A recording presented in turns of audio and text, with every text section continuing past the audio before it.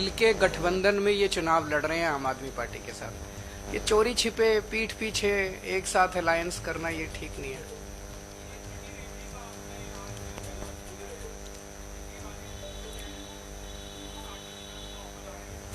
क्या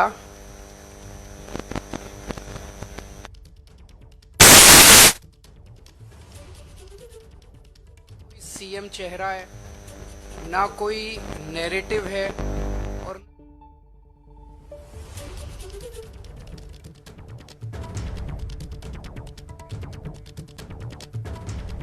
कई योजनाओं का जिक्र अरविंद केजरीवाल कर चुके हैं। एक और उन्होंने वादा किया है दिल्ली विधानसभा चुनावों पर। हर अपडेट एबीपी न्यूज आप तक पहुंचाता रहेगा।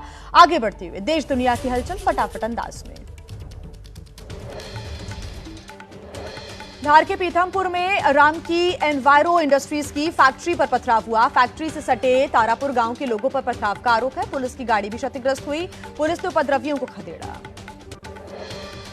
दिल्ली के भारत मंडपम में 4 से 9 जनवरी तक चलने वाले ग्रामीण भारत महोत्सव का पीएम मोदी ने उद्घाटन किया। गांव बढ़े तो देश बढ़े की थीम पर चलेगा 6 दिनों का ये महोत्सव। पीएम मोदी ने ग्रामीण भारत महोत्सव में लगी प्रदर्शनी को भी देखा। कारीगरों से संवाद किया। भारत मंडपम में आयोजित महोत्सव में लगाई गई हैं कई प्रदर्शनियां।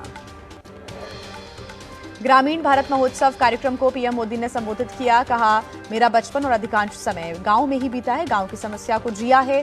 गांव आत्मनिर्भर बने तो देश आत्मनिर्भर बनेगा। गांव बढ़ेगा तो देश बढ़ेगा।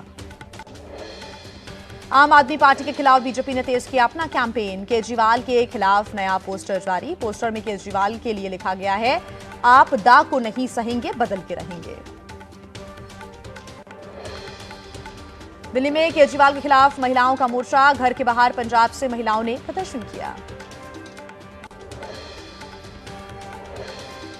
दिल्ली विधानसभा चुनाव को लेकर सियासी सरगर्मियां तेज हो गई हैं। दिल्ली बीजेपी ऑफिस में आज बड़ी बैठक होगी। बीएल संतोष, वीरेंद्र सचदेवा सहित दिल्ली के सभी बीजेपी सांसद इसमें शामिल होंगे। दिल्ली विधानसभा चुनाव के लिए कांग्रेस की एक और लिस्ट जारी हुई। सीएम आतिशी के खिलाफ अलका लांबा लड़ेंगी चुनाव। कालकाजी सीट से कांग्रेस ने टिकट दिया है। कांग्रेस नेता अलका लांबा ने कहा, आपदा में कांग्रेस के लिए है अवसर। केजरीवाल ने आतिशी को टेम्पररी सीएम कहकर महिला का अपमान किया। राजधानी दिल्ली में अवैध रूप से रह रहे बांग्लादेशी नागरिकों के खिलाफ अभियान है जारी। पुलिस ने 5 बांग्लादेशी नागरिकों को पकड़कर वापस भेजा है बांग्लादेश। 5 लोगों में 1 महिला, 2 बच्चे शामिल। दिल्ली पुलिस ने 2 और बांग्लादेशी नागरिकों को वापस बांग्लादेश भेजा है। सफदरजंग एनक्लेव से गिरफ्तार किए गए थे लियाकत और नसरीन। बांग्लादेश के मोरलोगंज किए गए डिपोर्ट। बीपीएससी की 70वीं पीटी परीक्षा को कैंसिल करने की पुरजोर मांग के बीच आज पटना के 22 केंद्रों पर दोबारा परीक्षा। एग्जाम सेंटर्स पर त्रिस्तरीय जांच के बाद अभ्यर्थियों की एंट्री हुई। प्रशासन पूरी तरह से मुस्तैद है।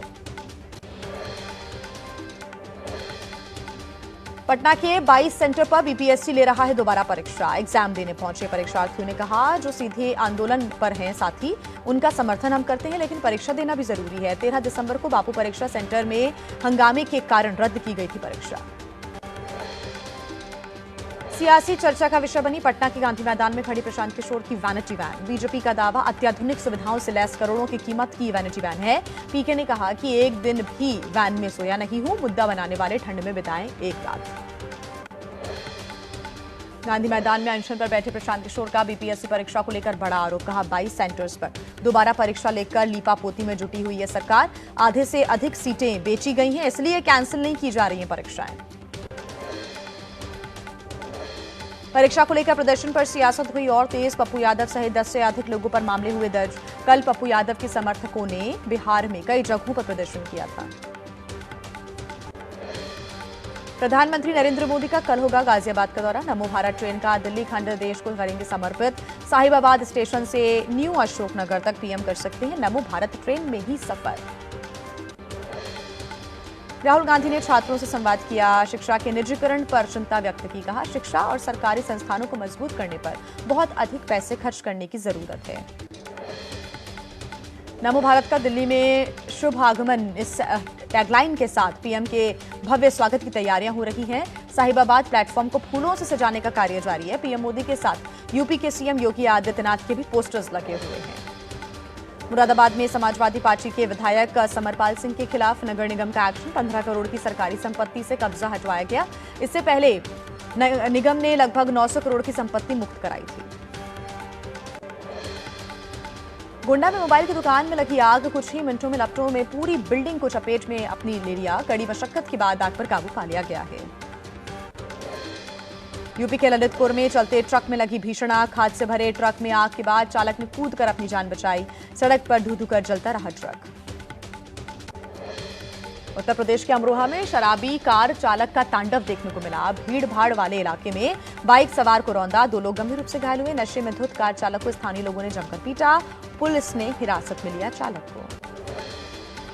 छत्तीसगढ़ के बीजापुर में पत्रकार मुकेश चंद्राकर की हत्या से हड़कंप। सुरेश नाम के ठेकेदार के यार्ड से पुलिस ने बरामद किया है शव। पत्रकार 1 जनवरी से लापता